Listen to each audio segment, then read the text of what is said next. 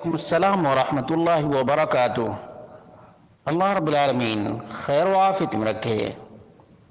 سوال بڑا ہی عجیب ہے کہ کچھ بریلوی، شیعہ رافضی اور دیوبندی بھی سعودی عرب پہ انگشت نمائی کرتے ہیں اور کہتے ہیں کہ وہاں پر مندر بنانے کی اجازت دی جا رہی ہے، سنیما گھر بنانے کی تیاری ہے۔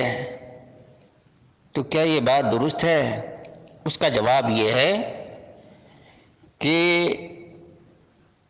بریلوی ہو یا دیوبندی ہو، یہ ہر کنکر کو شنکر کہنے والے ہیں۔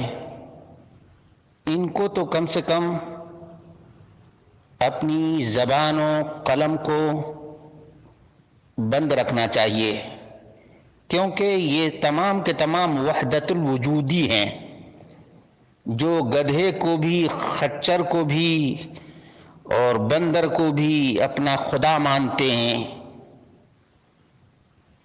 تو مندر وغیرہ کی بات کرنا، اور خاص طور سے یہ جو دیوبندی ہے نا، دیوبندی، اس کا کہنا یہ ہے کہ مندر کی مورتی میں بھی خدا ہے، مندر کی مورتی میں بھی خدا ہے۔ دیوبندی مفتی بولتا ہے، یوٹیوب پہ موجود ہے۔ تو مندر کے پجاری کو یا مورتی کے خدا سمجھنے والے کو تو یہ حق نہیں پہنچتا ہے کہ یہ انگشت نمائی کریں اور بھونکیں۔ ان کا معبود بھی تو کتا بھی ہے، وَمَا الْكَلْبُ وَالْخِنْزِيرُ إِلَّا إِلَٰهُنَا وَمَا اللَّهُ إِلَّا رَاهِبٌ فِي كَنِيسَةٍ۔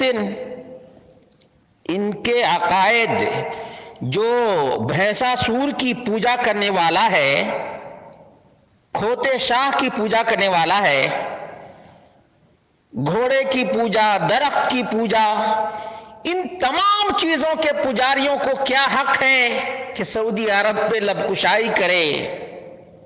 لب کشائی نہیں، ان کو کیا حق ہے کہ یہ بھونکیں؟ ویسے یہ جھوٹ ہے، ویسے کیا ہے؟ یہ جھوٹ ہے۔ یہاں الحمدللہ جہاں دیکھو اللہ اکبر کی صدائیں بلند ہوتی ہیں اور محمد مصطفیٰ صلی اللہ علیہ وسلم کے پیغام کا پرچار ہوتا ہے۔ یہاں شعار ہے لا الہ الا اللہ محمد رسول اللہ، توحید کا علم بلند کیا جاتا ہے، شرک کی بے کنی کی جاتی ہے، مشرکین کو ذلیل کیا جاتا ہے، رسوا کیا جاتا ہے۔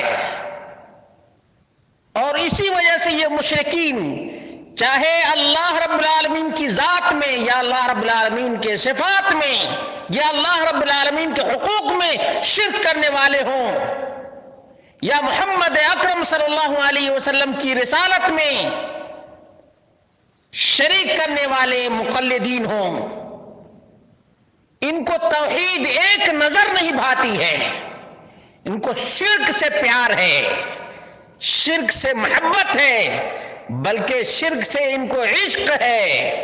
اور اسی وجہ سے اہل توحید ان کی نظروں میں کانٹے کی طرح چبھتے ہیں، ان کو برداشت نہیں ہے۔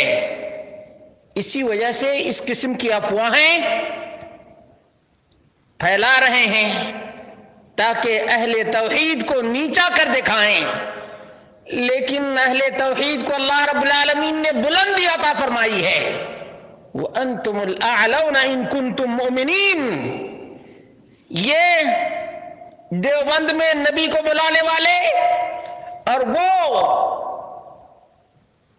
غریب نواز اجمیری کو بنانے والے اور ہر مشکل میں یا غوث پکارنے والے، یہ اللہ اکبر کی صدائیں بلند کرنے والوں کو کیا طعنہ دیں گے؟ پہلے اپنے بریلی کو صاف کرو اور دیوبندی کو صاف کرو، اس کے بعد تم توحید والے پر بات کرو۔